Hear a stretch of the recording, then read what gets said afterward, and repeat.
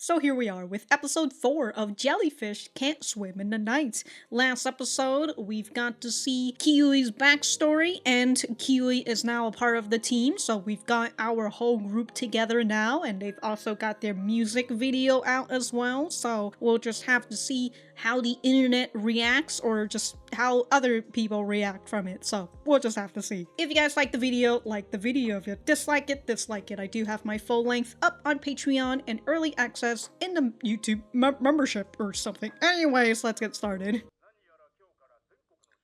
The Sunflower Dolls. Oh, that's the group that she was in? Oh, she's watching the TV. Oh, take it away, Mero. Mero. Double A side single. 2 years that the Sun Dolls. Okay, this wallpaper though. All that bottles in the background too? Or in the foreground technically? So the Sunflower Dolls, I think that's what they called, Sunflower Dolls? If they're called Sunflower Dolls, then then Kano, I was gonna say Kaho again, Kaho's the sister. Kano is like the Sunflower Doll. Oh, I like that gradient in the corner. Damn, 10,000 views? Yes! It's not even decent, it's great! And then, is that the follow-up? What is that? What is... Ah! Oh?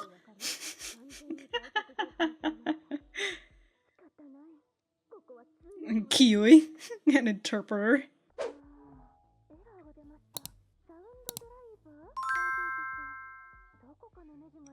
No, you just need to go into...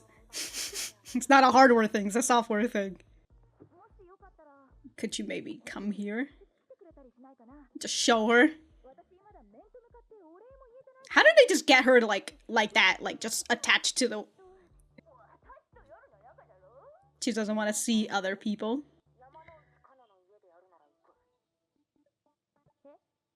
If you're going to make me uncomfortable, I'm gonna make you uncomfortable.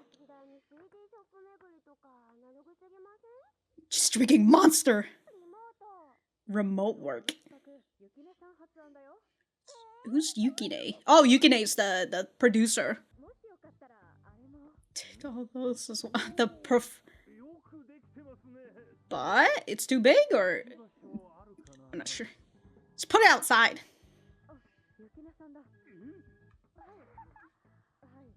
This girl in the back got a bead sweat.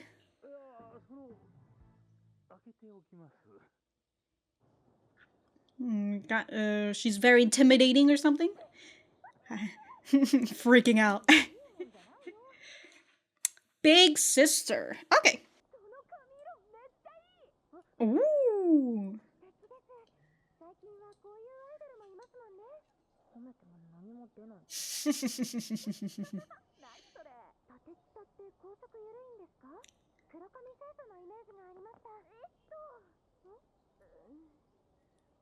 Oh, you gonna be out with it, or? Okay. Meanwhile, Miharu's trying to protect her.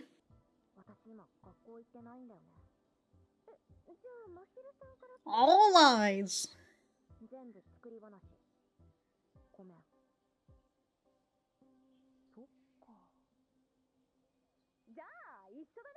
Then I'm not going to school either. Mine has lots of students. So what? Who's the teacher teaching then?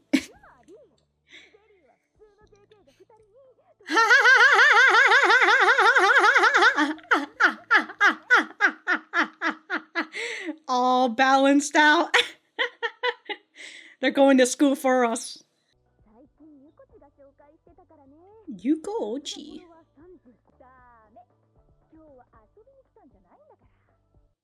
We're here to work. Maybe next time, huh?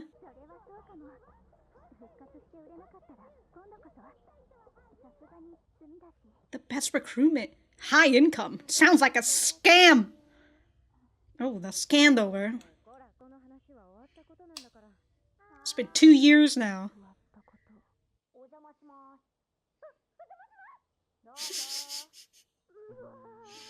Messy. Learn how to cook then. Let me collect the air from... Should consider doing that in her room. Her bedroom. Better. Ooh, food. And an icebreaker. Oh, team bonding. Does that pizza just have 2 slices of bacon on it? Of course. Gotta get you to collect them all.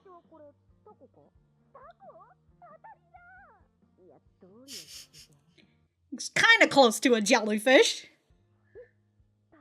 A seahorse. Multi-leg creatures only. A jellyfish.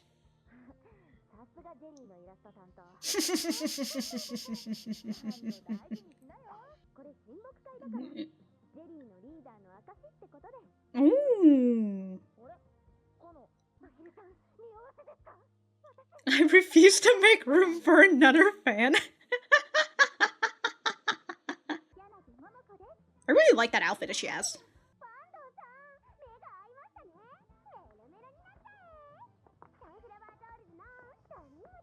Holy shit, though, she is doing so much right now. Oh my god. Wait, what the fuck was this? Release our next song by next Wednesday. Next song? By yeah. Every day. Yeah, like, that's a lot of grinding. You're the one who's not going to school. Too much. Yeah, this, you cannot, you have to make the schedule has to fit into everybody else's schedule. Oh, because of the song, the Sunflower Dolls are coming out. She's trying to compete with them? Yeah, you're being selfish right now. You have to tell... Yeah, you have to tell them, exactly. You're doing... Is this a petty thing? Your source? Undefeated Flame War champion. She's a debate bro. She's working this like... She's in like an actual idol pop group or something. And you know, that this is your fucking full-time job. Oh, a fan would know, right? Yep. But like, don't fucking push them into it. Oh, is that the older sister? No. Oh, that's the girl who goes to Kara bar. She's just over here crying to Kano.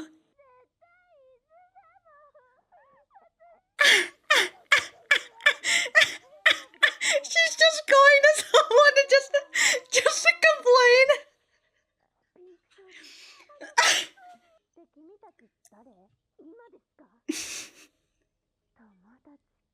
Strong free? Holy shit, how many... Damn, she's just getting drunk. It's like daytime, woman!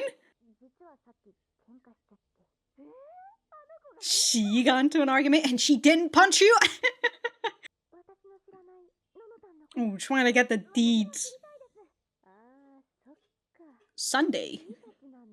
You're the ones. A good cry on her shoulder.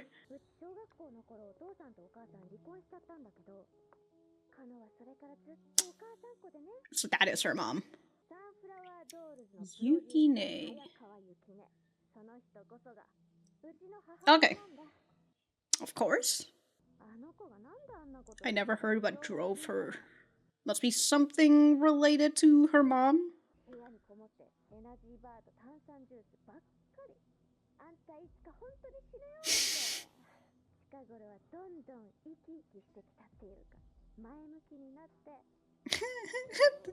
She says that to the this woman who fucking drinks all day.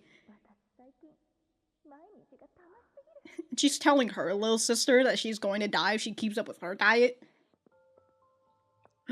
Nikes. But instead of you can do it, you can't do it.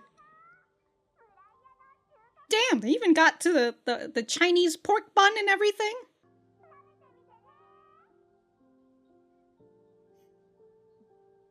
And then she sees herself, but without the group. The way she pushes her schedule onto other people. Perhaps. Oh, the jellyfish in her pocket? A mini live gig.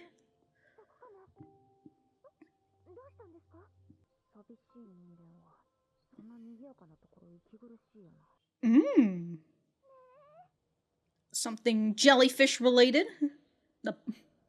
The tiramisu.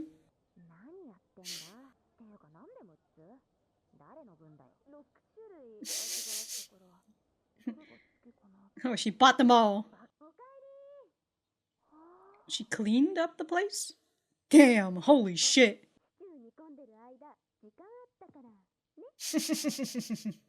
Damn. Cooking food for her and everything? I couldn't tell whether that was cauliflower or chicken. I'm assuming it's chicken. Oh shit, it's good!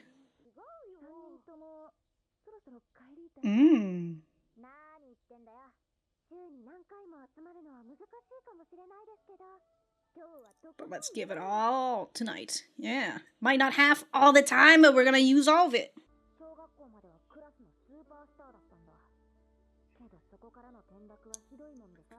So she knows how she feels.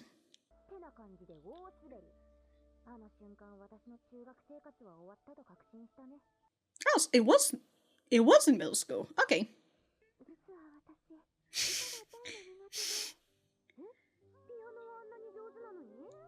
Doesn't mean that she could be good at singing.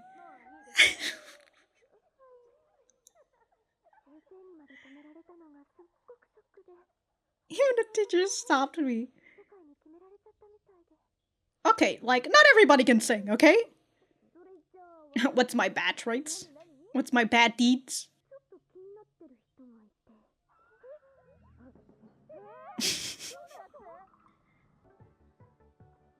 Damn, it's like fucking nighttime, daytime now. Jesus Christ, y'all have just been working all... Don't you guys have school? 2 of you guys anyways? Dead. Oh?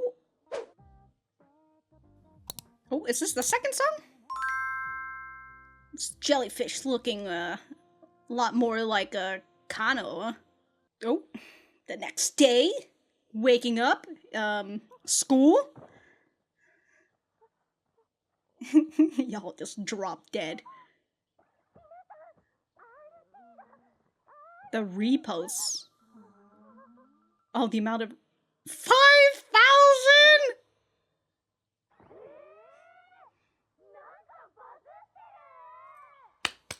Congrats. Well, how many views exactly? How many views did you guys get for that video? Pretty good, pretty nice. I do want to look at this back. I think that this is all their names, right? Yeah, Kimura, Yoru, and Nox. Okay. Although the subtitle kind of puts it over Jelly, because the vocal and lyrics is by Jelly. Well, I'm gonna go write some notes, and we will be right back to the center.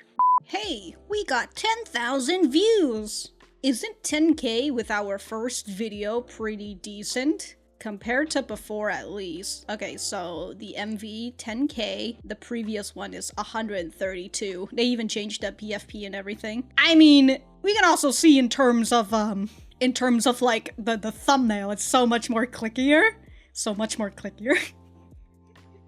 Right? It looks so much nicer to be able to click on that one instead of just this, just text. To which, like, yeah, it is a lot. To get 10k in your first video, technically not your first, but you know, the first music video, right? To get 10k, that's pretty good. That's like a lot. Like, people don't come to realize this, especially viewers, because, like, you're so used to consuming a lot of content that comes from, like, popular YouTubers.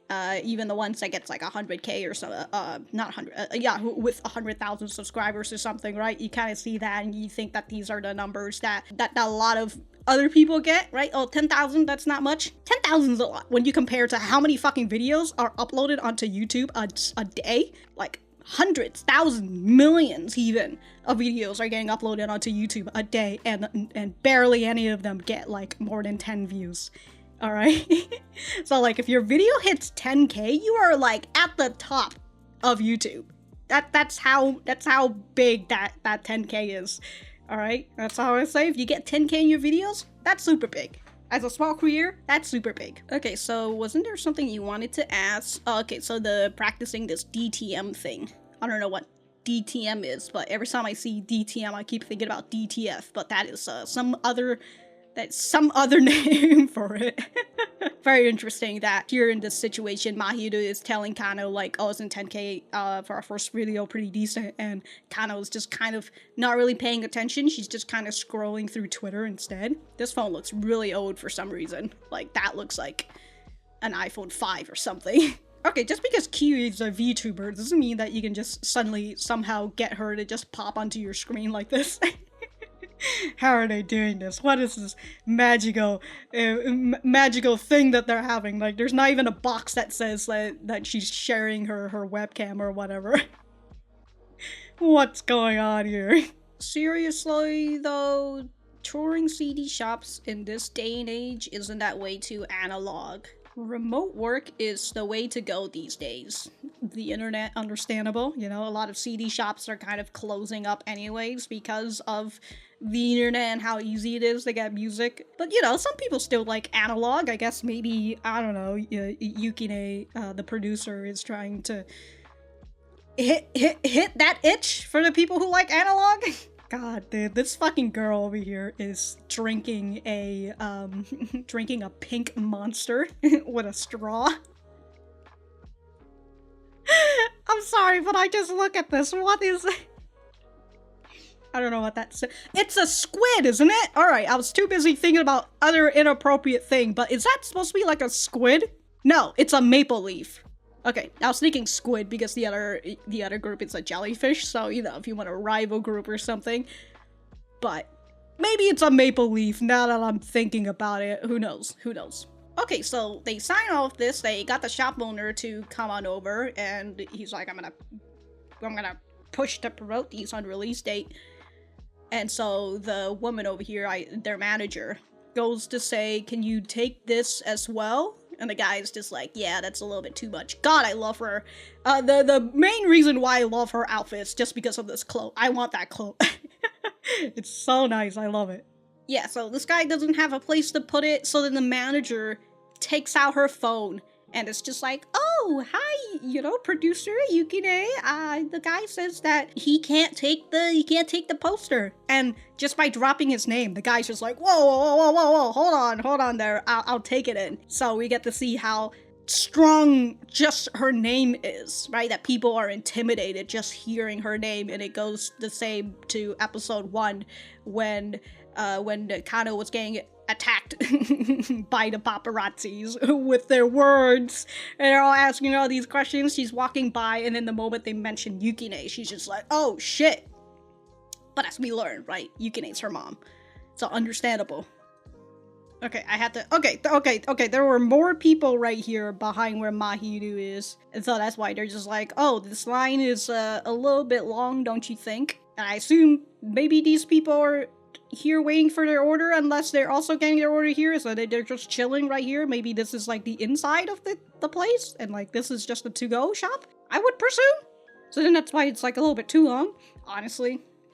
The line didn't look that long to me, even with like the people who were like behind Mahiru. I'm just like, it doesn't look that long. Maybe it might take 30 minutes to an hour. Yeah, well, in the end you get tiramisu, but they did get tiramisu towards the end, so it doesn't really matter, huh? Yuko Ochi featured it the other day. Who is Yuko Ochi? Is that the same girl that we heard was mentioned with like the lipstick? They said the power of 350k followers. That's not the power of 350k followers. That's the influence that she has over the 350k followers, right? You can have that many followers, but like if they're not loyal, if they're not willing to go out, if you're like advertising something and they're not willing to go out there because of your words, having 350k followers means absolutely nothing. And I see that through people who have followers on TikTok. Like, you can kind of see that when you go to VidCon or something. Right? The people who have like TikTok followers and they have like million followers or something, but like nobody fucking recognizes them at VidCon. Meanwhile, people who are on YouTube, they have maybe 10k, 100k followers. Usually it's like somewhere around 100k plus for like the big speakers at VidCon and all that, right? Even though their numbers are way less than the TikTokers, so many more fans come to them because, you build a much more loyal fan and community on YouTube and perhaps maybe on other platforms that isn't TikTok, isn't short content where people kind of just look at it for like a minute or two, laugh for a bit, and they scroll, not even a minute, a few seconds. I know that TikTok kind of just been expanding their time limits and everything, so but yeah, that's having 350,000 followers does not mean shit if you can't get them to move.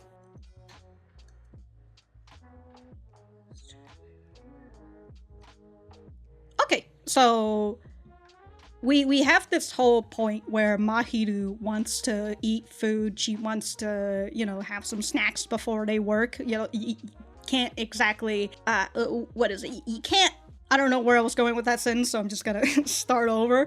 In terms of what Mahiru wants to do, is that she wants to work, but she also wants to have a little bit of fun, and that's just kind of how it is when it comes to work. You gotta have a little bit of fun in order for you to get through it. But we have Kano, who kind of just dismisses that whole thing, like, no, we're not here for fun, we're here for business.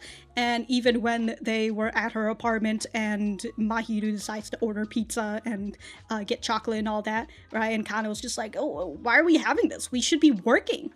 And it's just like, okay, like,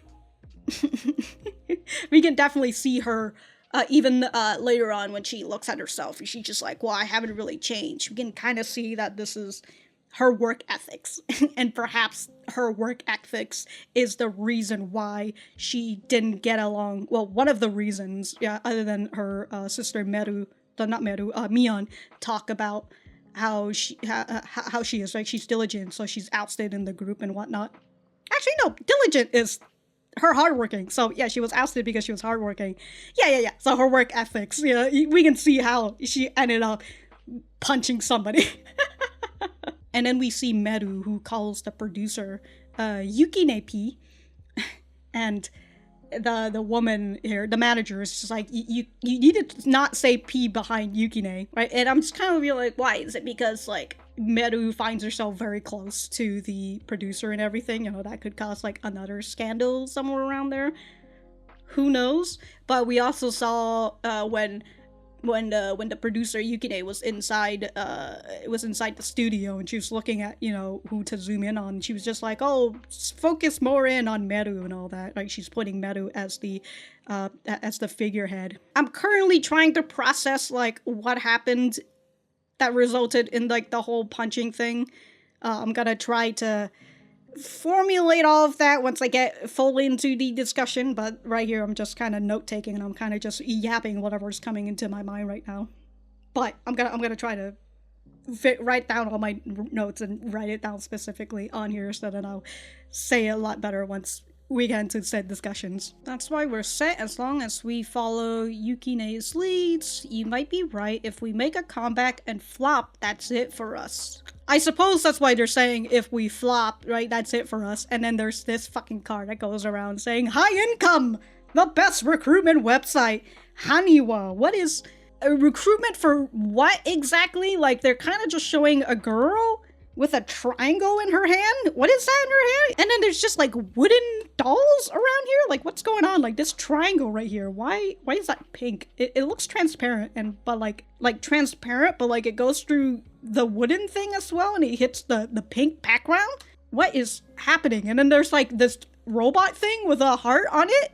I am so confused, and all I can think about is this sounds like a fucking scam, bro. But okay, so for sure this time, if they flop, that, you know, this group's gonna get fucking busted. So after a scandal like that, come on, no more gloomy talk. That's all done and over with, and then Mero is just over here like, oh, done and over with. And obviously, she's not over it. Okay, so their jacket is like, that's the symbol for their jacket. It's a maple leaf, or a squid, or the other thing that I'm thinking is very inappropriate, but it is very funny. I did want to take a look at the living room. I think up here is her bedroom, somewhere around there. Very interesting apartment. She says it's run down, but like, you've got this area, like the downstairs is like where the entrance is, right? And you got this place, which is nice. It's small, but like, it's nice and livable for 2-person. And then you up there, you have another area of the room, which looks like where she works or sleeps. No, where she works. I don't know. Actually, I can look at it towards the end again. But then there's like 2 more room, which leads to, so it's a 2-bedroom and 1 bathroom, right? Doesn't look all that rundown, honestly. I think the only reason why it looks rundown is because y'all fucking treating this like your entire trash can, even though the trash cans are like right here. Okay, so I don't think it's a bedroom up here, but it's just another area upstairs. So I'd presume it might still be 2 bedrooms then, because like, I mean, Kano has to sleep somewhere, unless, no, she said she moved in with her. Not Kano, but Mion. Mion said she moved in with her afterwards, so maybe this apartment was made for her. So it could be just a 1-bedroom apartment then. I also wanted to look at this pizza. So this is half bacon, half mozzarella. There's cheese down there, and then above it's just more cheese on top. Can't really specifically know what this cheese is, because I'm not a cheese expert. I assume this is more cheese on top, or it could just be marshmallows, you know, whichever one. I don't know what this is, though. I don't know what this... on top is seaweed, but, like, what is up here? Like, what is this batter that they poured over the pizza? Very interesting, though, you know? Very shrimp and broccoli. Never really thought about that. I don't know why, but, like, this pizza looked uncut to me. But I'm starting to recognize the cut lines right here. I think these are the cut lines right here. It's just that the crust does not look cut. So it just looks like I've ordered 2 whole pizza and they didn't slice it at all. Okay, so the egg chocolate thing, which I mean, this might be a whole different brand, like in Korea, but like I know one chocolate that like got banned once and now it's back again and it has like toys inside, so I get what they're talking about. I just assumed they didn't eat the chocolate and they just tossed it away. Hey yo, is that a mola mola fish? Hell yeah, dude. My cheeks taste like peaches?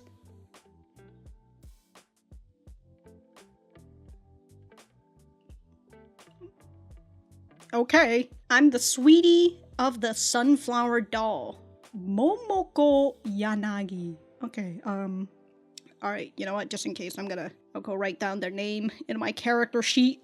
Mr. Bando, so that's why she, again, like I said, there's so much, so extra, this animation, holy shit.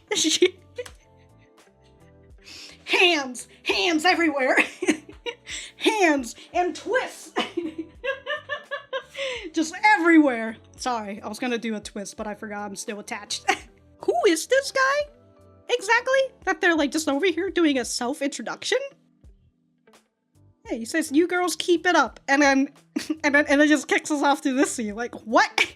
Okay, so I did not see what Mion was talking about here. So let's see. My favorite host posted a photo with a glimpse of another regular's nail art in the photo. She goes to host clubs to drink with them, I would presume. I mean, she's already fucking drunk here, and now here she is. That's definitely Izu Resort in the background. So the host is going out with somebody. He only meets with me in Kabukicho. Don't worry, I'm not sure he's not actually betraying you.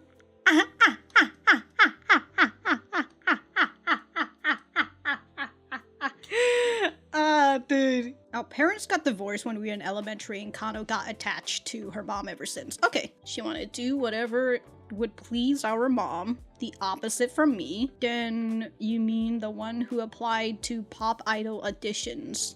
So like, I wonder if I would presume that people doesn't know that she's her mom, but I would assume that Kimura, Mei, would know who the producer is. I would also presume Kiui knows who the producer is, and she kind of knows the sunflower doll and like who Kano was before. So my sister was more diligent than anyone and got results to show for it, but that's what made, maybe because of that, she was isolated within the group. And then there was that incident. Okay, so the whole punching thing. After she retired, she came to live here. She spent every day holed up in her room, living off of nothing but energy bars and soda. And then Mion, the fucking day drinker, tells her little sister, "You're gonna die if you keep up with that diet." This is the second ever original music video from the anonymous artist Jelly, a song about telling someone something you never managed to say. Okay, so 9,000 likes, 5,000 reposts, 16,000 views in general. I think that's why it says it should be around. Would it be around 16,000? I suppose. I suppose. 16,000 to 9,000 likes? That's a fucking big ratio, holy shit. Yo, look at those DMs, dude. You got 22 DMs in you right now. Can somebody who can read Japanese tell me what is trending on Twitter right now? Like this area right here. What's going on here? What's trending on Twitter? Oh, I just realized the symbol of Twitter. Oh, I have to take my mouse off. The symbol of Twitter is a plane instead of a bird.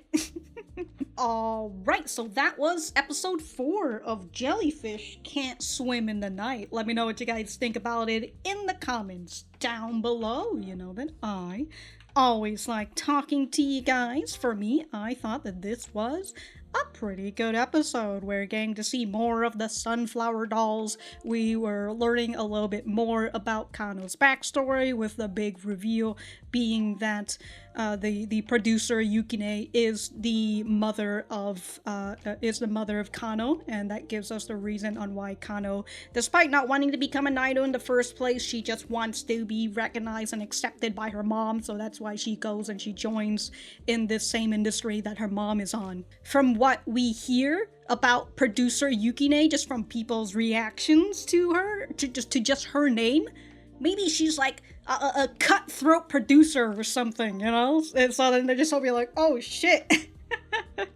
And we have someone like Mero who puts a lot of faith on Yukine. He's just like, as long as we just follow her lead, we will be successful. And it makes me wonder if at some point, because Mero seems very adamant about, if we just follow her plans, everything will work out, right? She's a fucking genius, as long as we don't change anything. And it makes me wonder if at some point Kano had suggested some sort of change within the plan and like Mero didn't like it.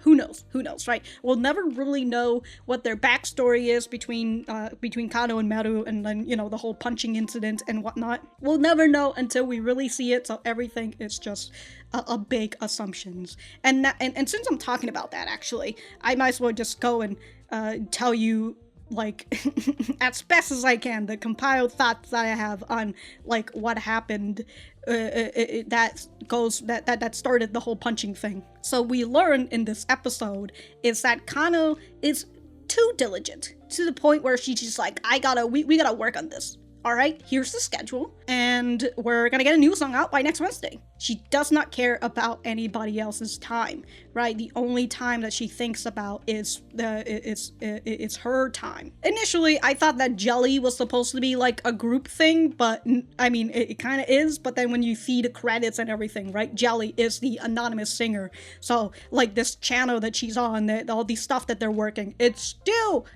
her channel. So like the things that she wants to do, it's still her stuff, not particularly the group for the most part. I mean, like, they want to work on it, right? Because that's what they want to do. But in the end, it's still her channel, it's still her goal, and like it's still her dreams. But but instead of bringing people along with her dream, she's dragging them through it with her fucking busy ass schedule. And that's what we see with Kano looking at her reflection as she sees herself alone and not in the sunflower dolls, and she says, "Man, I still haven't changed, huh?" Or to be more accurate, man, I haven't changed at all. So it's that feeling of her pushing her hard work onto others.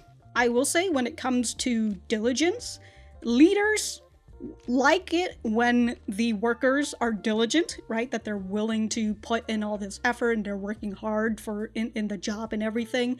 But diligence, I feel, doesn't really look the same for like for other employees, right? For other workers, you might look nice to the employee, but then the employer, but then the employees will see this diligent person as like, oh, you're too much of a tryhard, or you're trying too much, right? You're too much of all work and no play. And I would assume that that's how Kano was when she was within the group, and with Mion talking about how she was very, she really wanted her mom to she wanted to be with her mom, right? She's very attached to her mom, so she wants to be recognized and accepted by her and loved by her mom. And so she works hard and she gets the results. But if she is the same here, where she's all work and no play, obviously these three of the sunflower dolls, they would not like her. Maybe the other two girls, they might have like a slight dislike for her because she's too diligent. She wants to just work and she doesn't get along with like the group in general.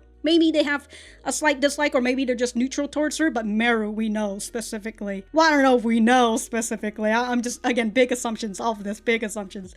Mero likes the producer, and we still haven't really know if people know that Yukine and Kano are related to one another. I wonder if they know, or at least within the industry, they know about it or not. Because like when the paparazzis, when they go out and they were ambushing Kano, and they're asking like, what is producer Yukine's thoughts on this, right? I feel like for paparazzis, they would want to put in buzzwords, right? Like, what would the producer Yukine, your mom, would want, right? I feel like that's what sort of paparazzis would want. They want to put in those buzzwords, but they just say producer Yukine. So I would presume they don't know particularly that she's her mom, because if they did know, then the idea of the problem of nepotism would come up, because it's like, oh, so the producer's your mom and you're the lead girl. I wonder what's going on there, right? But then if the public doesn't know about it, would the private know? Right, the private, right? Would the group know that she is her mom or not? Because if they do know that she is her mom, then that kind of gives Kano a bit of a power dynamic between her group, right? That would place her a little bit higher, just knowing, oh, your producer's your mom's. That means that like you could just tell your mom something. Even although I'm not really sure if, like, I don't know, maybe when she was like the number one girl in the sunflower dolls and all that, right? People like her and whatnot. Maybe her mom was happy during that time, and maybe if she says something, the producer could do it. I don't know if there would be that sort of power dynamic, but, well, I mean, that would be a power dynamic if they did know that Yukine is her mom. But if not, then that means that Kano kind of just looks like this diligent girl who's working really hard, not caring about other people, just to get the favor of the producer, which also doesn't look good. But then that also means that if Mero likes the producer, then that means that these two are fucking fighting for the producer. Right? And then that eventually starts up something. Maybe Mero said something that Kano didn't like, I would presume, and then that causes Kano to just punch Mero in the face, and they did it somewhere where the public saw it, or at least somebody caught it in the private scene. I do enjoy the way that they painted this picture, because it gives us another side of the story, because from what we hear in episode 1 and 2, right, with Kano punching that girl, and then Kano telling Mei when she was still in the idol, talking about how she didn't really have friends and she doesn't really get along with the girls in the group, kind of made it feel like, yeah, it seems like she was isolated from the group and all that, and then they got into an argument, maybe something bad with the group. I had some sort of assumption that maybe the show wants us to not like Mero as much. I don't know. I mean, maybe that's what they're still kind of going for. But I do see Mero as like someone who's being a little... She's trying a little bit too hard, which actually, now that I think about it, I don't know. Maybe it's like Kano. That's why they butt heads, because they're just two people of the same... they're just two people from the same group. But this episode shows us why Kano was isolated in the first place, right? It's not that she's just... a hardworking girl. It's just that maybe she just had no regards for other people and she just didn't really care much about team building. Kano's over here thinking that this is a single-player RTS when in reality it's actually a couch co-op. This was introduced to us in the first episode, but we see it more here, where Kano had told Mahiru, despite her quitting her idol job, she's still continuing by doing YouTube and being the anonymous singer, Jelly. And, she's like, I want to get to 100,000 subscribers, and all the haters who hated me back in my idol days, they're not even gonna know that I'm the singer Jelly, and they're gonna like me, and I'm gonna do face review, and they're gonna be so fucking surprised, right? It's that feeling of pettiness, like, yeah, I'm gonna fucking get you. And then that pettiness is like amplified as she looks at the TV or the YouTube videos or whatever, and she sees that the Sunflower Dolls are making a comeback and they're releasing a song next Wednesday, and Kano's just like, I have to release a song next Wednesday. And it's... I wrote in my notes that said, Sunflower Dolls are working hard for their comeback. Kano wants to steal that spotlight? I mean, what else would she want to do other than to steal their spotlight if she's like, I need to release it same day as when they release it, right? I've got to get a little bit of that audience from them. And like, when you see the Sunflower Dolls are just like over here doing all this other fucking shit, signing CDs, doing this analog shit, they're introducing themselves to this dude in this room who I presume is like a producer or something. Like, I don't know why they're just there to introduce... whatever is the case, they're working hard to get this comeback. It's been 2 years, and as one of them said, if we come back and it fucking flops, that's gonna be it for us. And so it's just like, okay, the situation sounds dire in the Sunflower Dolls, and Mero's just over here like, as long as we do what the producer says. And so I'm just like, okay, Sunflower Dolls, they're working hard. And then here's Kano coming in, it's just like, I'm gonna fucking post my video on Wednesday, the same as you guys.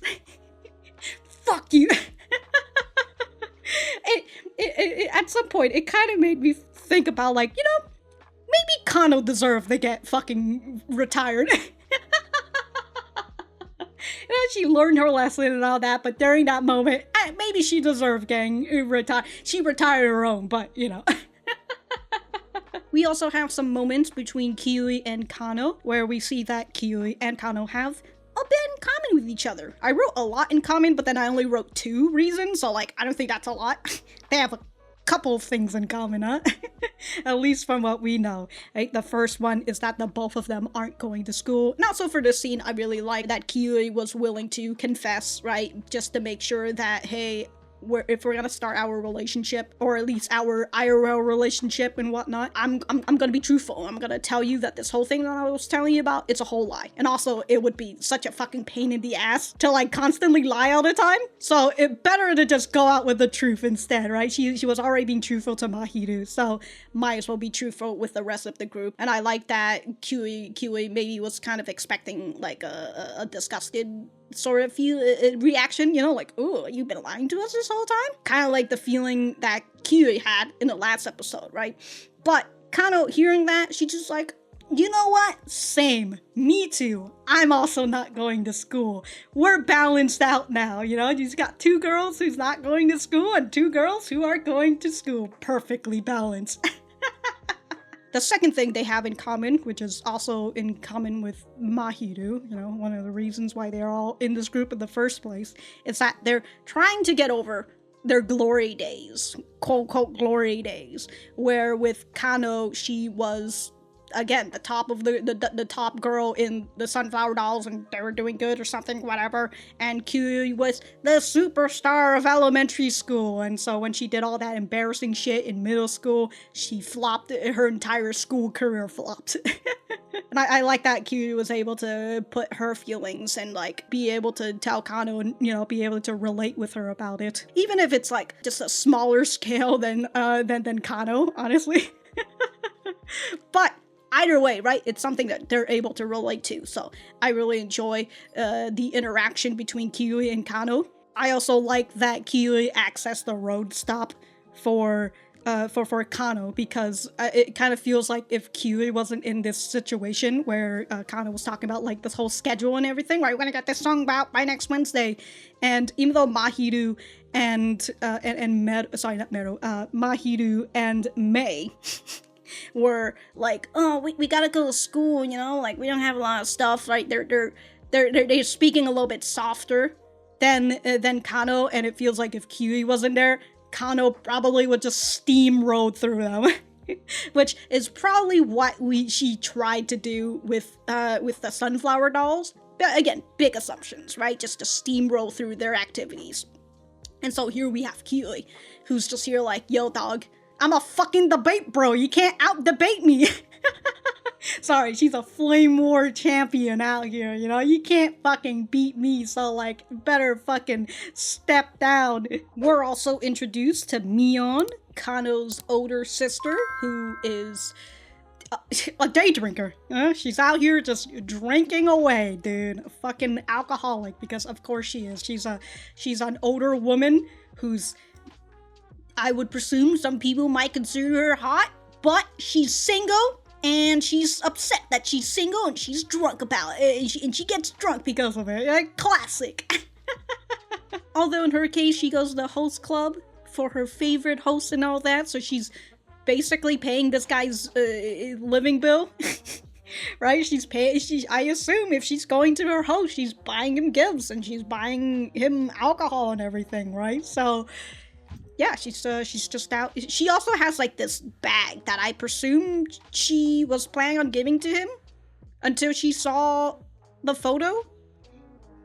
I would presume, but also the whole thing with like the host club, right? It's a little similar to how idols are, except it's like opposite, right? Where in terms of idols, it's like the whole innocence and like, oh, nobody has touched them or anything, right? They haven't been dirty by other people doing old dating spiel and stuff. Ooh, spooky, right? Nobody gets to touch them, but like host clubs, and I forgot what the female version of it is called. No, it's not host club, but host club is for, it also has females and males, right? Anyways, yeah, in terms of like host club, it's like, well, we're here and we're for everyone. Not specifically one person. So similar to that, but just in opposite directions. So that's why Mion gets mad that like her favorite host posted a photo with a glimpse of another regular nail art in the photo, right? And then they're somewhere else, not in like whatever place that she usually meets at. So Mion is upset about that, and like that's kind of funny. But also, it's sort of sad in terms of like the host club and all that. Anyways, we have Mion, who is the older sister who doesn't look like she has her life together. She there's a mess everywhere. She's fucking drinking all the time. When the group initially came into the apartment, the whole place is a fucking mess because nobody cleans up. Nobody cooks either. So she's kind of the useless older sister. Meanwhile, we have Mahiru, who can cook and clean and all that, but she has a younger sister who's very rebellious and also really knows how to get the one up on her. But here we can see the dynamic between Mahiru and Kano, where Mahiru ends up being the more responsible one, the more cleanly person, the person who knows more who does more of the household stuff, while Kano is the person who just charges straight ahead and kind of just needs somebody to take care of her. As she just charges straight into battle. Okay, I'm looking at this part now. She even folded your laundry? I assume that's what she did as well while you guys were out buying tiramisu. Jesus Christ, dude. Oh yeah, and in terms of Kiui and Kano having, some stuff in common, here in the scene as they're trying to find where Kano is, Mei is just over like, maybe she might be at the mini gig of the sunflower dolls, maybe, just maybe. But then Kiui takes her hand and tells her, like, a loner like her would not want to be here because she's gonna feel very suffocated. I like that Kiui is able to get that, because, like, she felt that feeling in the last episode just by being around people from her school, right? She felt all stuffed up despite being outside. She had to run away. So I like that Kiui is able to pick up on that, and that's how they ended up seeing each other at the tiramisu place, which I really like that, even though Kano, in the beginning, right? Again, all work and no play. Why? We're not gonna get the tiramisu. We're not here to have fun. Why are we ordering pizza? We're here to work. And so, as she wanders off for a while and then she sees herself alone and, she says, man, I haven't changed at all. Here she is going to go buy some tiramisu, not really knowing which flavor they want, so she buys all 6 flavors. And it's nice. It's almost like a small step to changing for Kano, right? That she's willing to go and buy something that she had initially thought, we don't need that. But now here she is coming in to buy, whether it's like a little apology, right? Trying to figure out how to get back to her apartment because it's a little awkward. I enjoy it. It's a nice, small, low step. And again, with them all working in the group and them telling their little embarrassing secrets with each other and all that, I really like it, right? Just having that moment of weakness and everything. And then we've got Kano, who's actually starting to be, considerate, starting to realize that, oh, other people do have their own time, and, I shouldn't be taking all of it up for myself. So when she sees the time, she's like, oh, it's kind of late. Shouldn't you guys go home? You guys have school tomorrow, right? But the group responds to her and say, like, yeah, we might not have a lot of time to meet up, but we're going to use all the time that we have in order to, make the song. So I like that they're able to compromise, right? Even though we can't meet up all the time, we're gonna fucking work as much as possible. Overall, I like how this whole issue was resolved with Kano, again, becoming a little bit more considerate of other people's time, and then the others, understanding that they don't have enough time, but they're gonna do as much as they can for Kano, because after hearing her backstory and all that, they are very motivated. Oh, and that also clicks in my head on the point where she was pushing their schedule on them, and then Kiui and other were trying to be like, why are you so fucking adamant about Wednesday, right? What's going on Wednesday? And Kano just wouldn't say it. She wouldn't explain to them their reason why. Like, if she had said the reason, maybe they could have been like, okay, we'll push for it, or not. Again, who knows? But I wonder if that's sort of what she did in the Sunflower Dolls as well, where she just, like, has the schedule, and she's just like, we're gonna do this! But then if they ask her, she's just like, we're just gonna do it, okay? Right? Maybe she doesn't give them explanations or anything, because, again, the whole group, once they hear the backstory from Kano, and they also care about her as well, right? They're willing to put they're willing to put their time aside for her. Ah, yes, the classic. You may have not found your clique yet. You may just have not found the right people.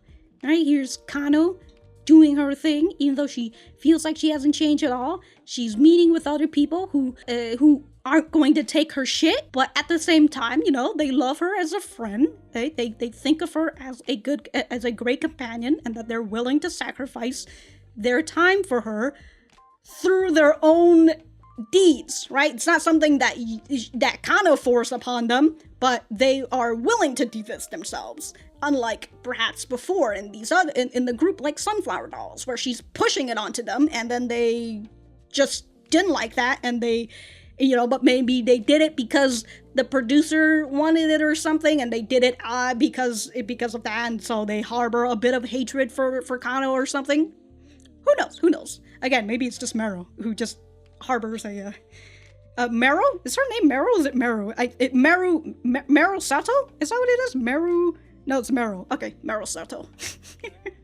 other than that, it was a good episode. If I have anything else to say, I will write it in the description down below. Thank you guys for sticking around, and I will see you guys in the next episode.